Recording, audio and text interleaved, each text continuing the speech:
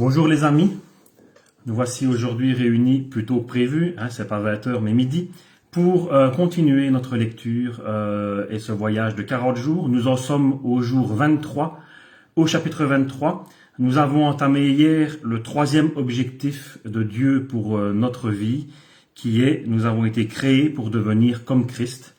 Et donc nous continuons donc dans cet objectif avec le chapitre 23, qui s'intitule « Comment nous croissons ».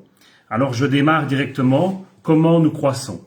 Nous grandirons à tout égard vers celui qui est la tête, le Christ. Éphésiens chapitre 4 verset 15. Nous ne sommes pas destinés à rester comme des enfants.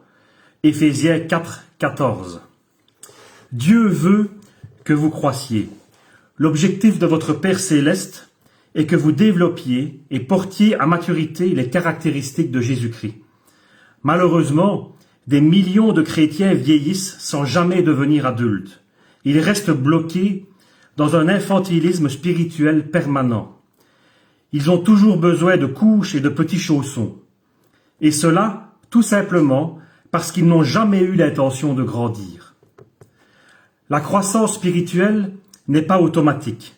Elle nécessite un engagement volontaire. Vous devez vouloir grandir, le décider, faire un effort pour y parvenir et persévérer. La marche du disciple, le processus qui l'amène à devenir comme Christ, commence toujours par une décision. Jésus nous appelle et nous lui répondons. Il lui dit « Suis-moi » et se levant, il le suivit. Quand les premiers disciples ont choisi de suivre Jésus, ils n'ont pas compris tout ce qui impliquait leur décision. Ils ont juste répondu à l'invitation de Jésus. C'est tout ce dont vous avez besoin au départ. Décidez de devenir un disciple. Rien n'influe plus sur votre vie que les décisions que vous choisissez de prendre. Vos engagements peuvent vous fortifier ou vous détruire. Mais en tout cas, ils montrent qui vous êtes. Dites-moi à quoi vous vous êtes engagé et je vous prédirai où vous en serez dans 20 ans. Nous devenons ce à quoi nous nous sommes engagés.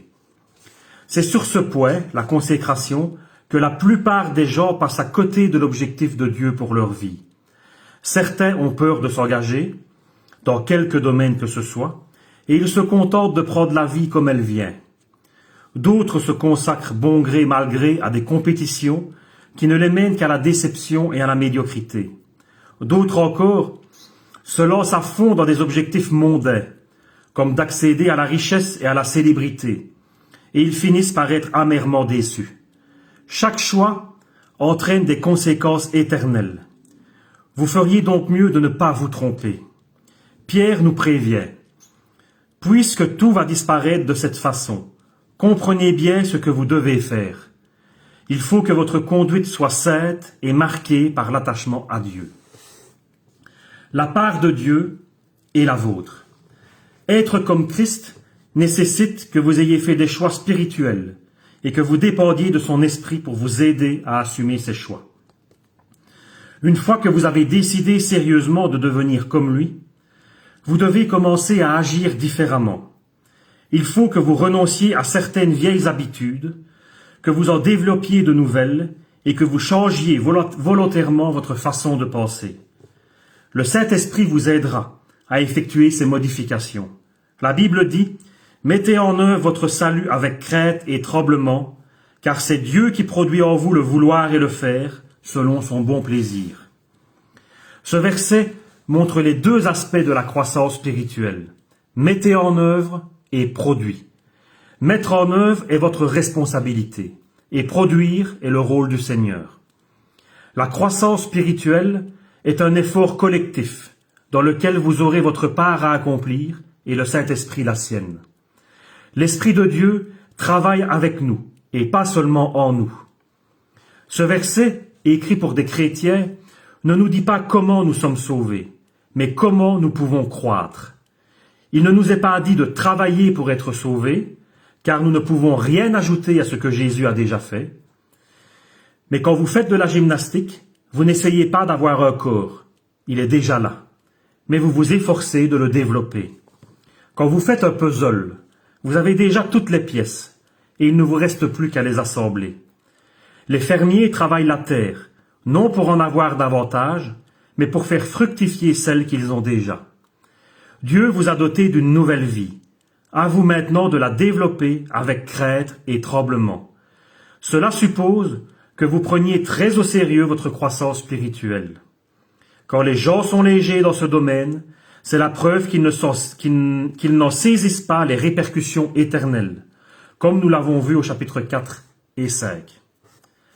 Changez votre pilotage automatique. Pour modifier votre vie, vous devez changer de façon de vivre. Derrière tout ce que vous faites, il y a une intention. Tout comportement est motivé par une conviction, et toute action est déclenchée par une motivation. Des milliers d'années avant que les psychologues en prennent conscience, Dieu l'avait déjà révélé. Avant tout, prends garde à ce que tu penses au fond de toi-même, car ta vie en dépend. Imaginez que vous soyez dans un bateau à moteur sur un lac, avec un pilotage automatique réglé pour aller vers l'est. Si vous décidez de bifurquer vers l'ouest, vous avez deux moyens possibles de changer la direction du bateau. À force de détermination, vous pourrez vaincre la puissance du pilotage automatique, mais vous sentirez une résistance constante. Finalement, vous aurez tellement mal au bras que vous finirez par lâcher le volant. Instantanément, le bateau se réorientera vers l'est comme il avait été programmé à l'origine. C'est ce qui se passe lorsque vous essayez de changer votre vie par votre volonté personnelle. Vous dites « Je vais me forcer à manger moins, à faire davantage d'exercices, à cesser d'être désorganisé et en retard. » Oui, la volonté peut produire des changements momentanés, mais elle crée une tension intérieure constante, parce que le problème n'a pas été pris à la racine. Le changement n'est pas devenu naturel, si bien que vous finissez par abandonner votre régime et par cesser de faire de la gymnastique. Vous reprenez rapidement vos vieilles habitudes. Heureusement, il existe une solution plus simple et plus efficace.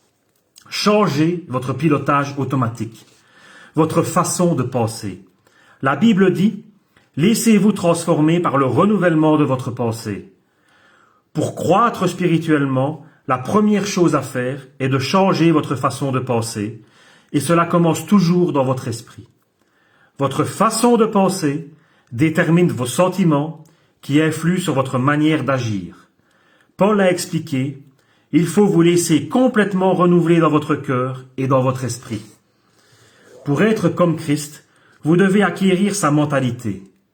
Le Nouveau Testament nomme cette transformation morale repentance, mot qui en grec signifie littéralement changement de mentalité.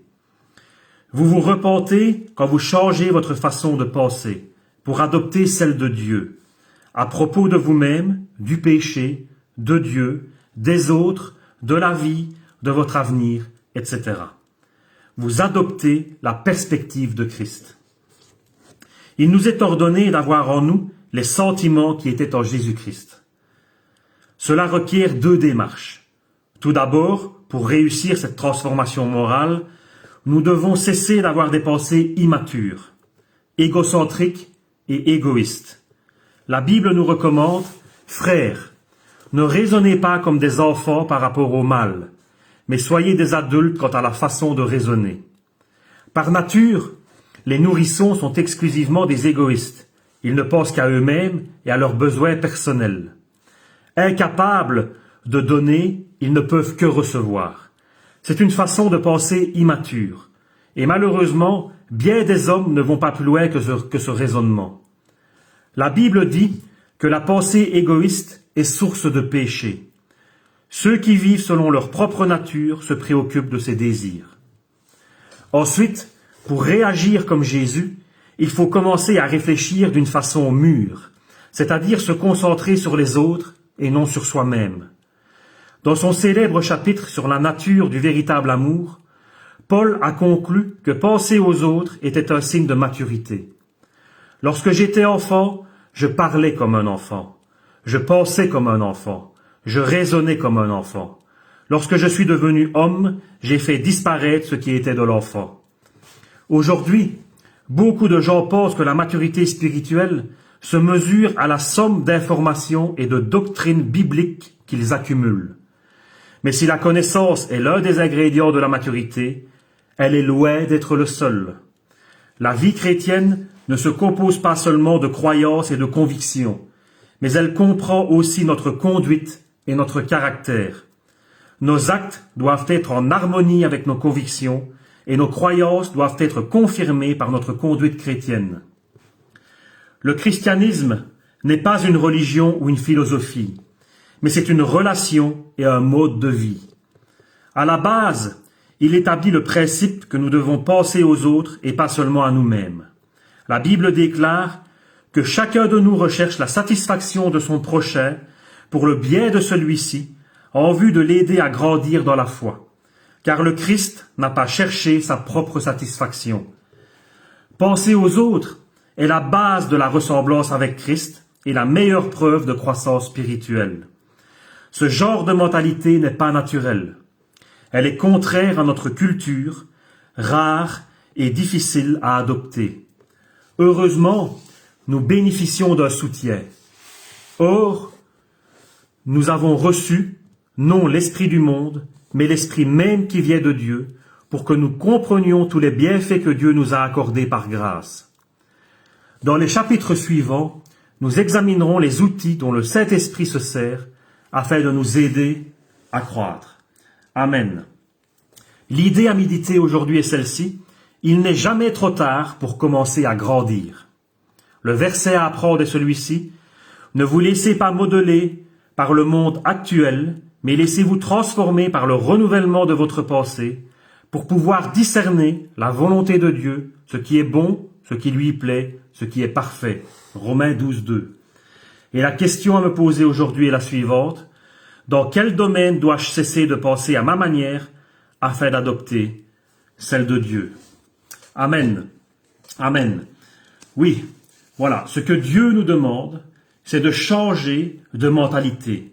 C'est ce qui fait partie de la repentance. Lorsque nous avons accepté Jésus dans notre vie, nous avons demandé pardon pour nos péchés. Nous nous sommes repentis de notre vie passée. C'est-à-dire que logiquement, nous avons dû changer notre manière de penser, changer notre mentalité. Malheureusement, encore aujourd'hui, beaucoup de chrétiens, malgré le fait qu'ils aient accepté Jésus dans leur cœur, n'ont pas totalement changé de mentalité, totalement changé leur manière de penser. Et pourtant, pour ressembler à Jésus, nous devons adopter la manière de penser de Christ, la manière de penser de Dieu. C'est le défi qu'il nous met devant nous aujourd'hui. Changer de mentalité. Nous avons été placés sur terre dans un but précis. Nous avons été placés ici avec une mission précise. Sommes-nous capables aujourd'hui de dire « Je veux arrêter de penser qu'à moi, mais je veux penser aux autres ». Sommes-nous capables aujourd'hui de dire « Je ne veux plus penser de ma propre manière, mais je veux adopter la manière de penser de Dieu. Je veux écouter la parole de Dieu, je veux la lire, je veux la méditer, je veux l'étudier et je veux adopter le caractère de Jésus dans ma vie. » C'est la chose la plus importante que nous puissions faire sur cette terre, c'est-à-dire adopter le caractère de Jésus. Évidemment, nous devons l'accepter dans notre cœur, premièrement, accepter ce qu'il a fait pour nous sur la croix. Parce que ce qu'il a fait sur la croix il y a 2000 ans, personne, jamais personne, à part lui, n'aurait pu le faire. Il a donné sa vie, il a souffert pour nous. Il est venu sur terre avec une mission précise, mourir pour nous, mourir pour nos péchés, nous racheter pour nous amener dans la vie éternelle. Et il est ressuscité pour nous y emmener, pour tous ceux qui croient en lui et qui ont le désir, qui ont l'envie, qui ont la conviction de devoir changer de mentalité, changer de vie, changer de pensée et se conformer non au monde, mais à Jésus-Christ. Amen. Que Dieu vous bénisse. Vraiment, méditez là-dessus. Ouvrez votre cœur, ouvrez votre esprit et laissez Jésus entrer. Amen. Ouvrez la porte et laissez Jésus entrer dans votre vie et transformer votre esprit, transformer votre cœur, transformer vos pensées. Amen. On se voit demain pour le chapitre 24 qui s'intitule « Transformé par la vérité », demain à 20h. Je vous souhaite une bonne journée. Soyez bénis en lui. Gloire à Dieu. Amen.